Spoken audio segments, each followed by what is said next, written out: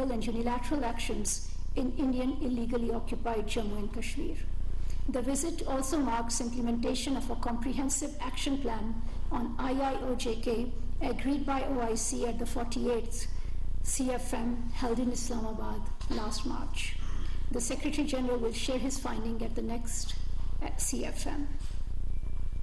You would recall that last week, Foreign Minister was in Indonesia and Singapore from 6 to 9 December 2022. We have already briefed you on the Indonesia visit. During the Singapore visit, Foreign Minister Bilawal Bhutto Zardari held a meeting with Foreign Minister, His Excellency Dr. Vivian Balakrishnan, and called on Her Excellency President Halima Yaqub. The two sides reiterated their commitment to advance bilateral dialogue and expand cooperation in education, digital economy, trade, and development. Pakistan's engagement and cooperation with ASEAN and regional and global issues of common interest, including climate change, were discussed at length. An important outcome of Foreign Minister's visit was the launch of STARS program by Meta, Facebook, for monetization in Pakistan. We believe this will contribute to capacity building of young entrepreneurs and serve as a valuable tool for Pakistan's growing number of meta content developers. Foreign Minister Bilawal Bhutto Zardari is the first foreign minister in 12 years to undertake an official visit to Singapore. Pakistan will continue to strengthen its dialogue and cooperation with Singapore bilaterally and within the context of ASEAN. Among upcoming activities, I would like to share with you that the International Conference on Climate Resilient Pakistan will be held in Geneva on 9th January 2023. The Prime Minister of Pakistan and United Nations Secretary General will co-chair the conference.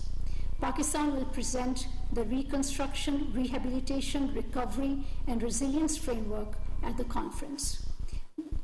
This 4RF document is based on Post-Disaster Needs Assessment launched on 28th October 2022, which estimated flood damages to exceed $14.9 billion, economic losses over $15.2 billion, and reconstruction needs over $16 billion.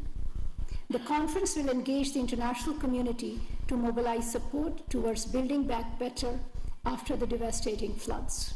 It will also be an opportunity to hold an informed dialogue on climate adaptation and resilience, and to discuss supportive arrangements for the recovery processes.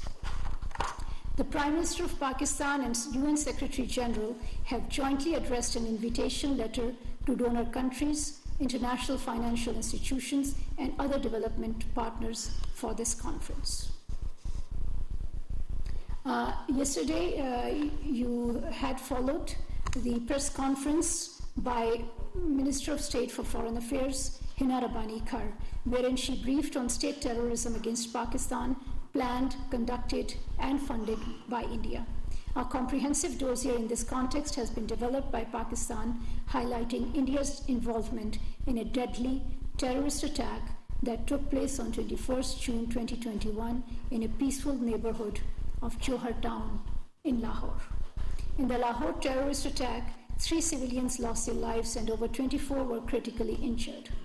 Investigation by our law enforcement agencies, with the support of international counterparts, have found concrete evidence that masterminds, financiers, and facilitators of Lahore terrorist attack were Indian nationals and are located in India. Indian agencies recruited terrorists for this attack, trained them, provided them with finances and logistic support. Pakistan has initiated international legal proceedings, including with Interpol and mutual legal assistance processes to bring those responsible to justice. Substantiated by forensic evidence, these findings have been documented in a dossier which was shared yesterday by Foreign Secretary Dr. Asad Mateed Khan with members of the diplomatic community. You may have seen the statement by Foreign Minister Bilawal Bhutto Zardari on the occasion of the International Human Rights Day on 10th December 2022. in which he called upon the international community to bring an end to the suppression of the people of Indian illegally occupied Jammu and Kashmir and the violation of their human rights. The International Human Rights Day commemorates the adoption of Universal Declaration on Human Rights on 10th December 1948. It was the same year when India brought the Jammu and Kashmir dispute to the United Nations Security Council. Since then, this issue has been on the agenda of the UN Security Council, which has adopted several resolutions recognizing the right of self-determination of the people of Kashmir. Notwithstanding these stipulations in UNSC resolutions, 70 years later, the oppressed people of IIOJK remain deprived of their freedom, rights, and dignity. Kashmiris live in a state of siege, caught amidst a dense web of Indian soldiers, checkpoints, barbed wires, bunkers, military convoys, drones, armored vehicles, garrisons, secret prisons, and military bases.